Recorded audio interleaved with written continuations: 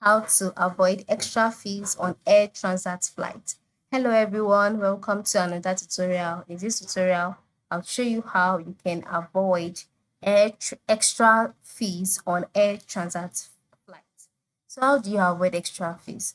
There are different ways. The first way is for you to pack light. Okay, so stick to Air Transat's baggage policy to avoid excess baggage fees.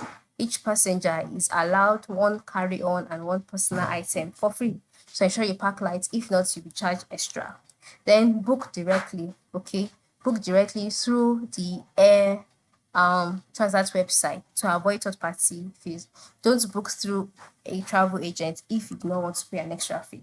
So book directly by logging into the site, head over to the flight section, and then type in where you're coming from, where you're heading to your destination, then type in your departure date yourself, your return date, number of passengers, and type in promo code if you have, continue, go ahead, select the flight that you want to go with and all of that, and you won't be charged extra.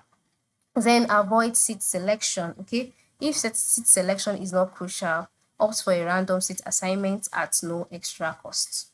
And then ensure you're not paying for travel insurance twice if you've already covered insurance through your bank or home insurance, because Air Transit also offer travel insurance. So ensure you don't pay for it if you already have a travel insurance covered for you. Then you can also look out for promo codes and deals and apply them in while booking your flights, and this would make you not to pay extra. So these are the different tips you can apply so that you won't pay extra costs. You avoid extra fees as much as you can on your flight on Air Transat. Thank you for watching and have a good day.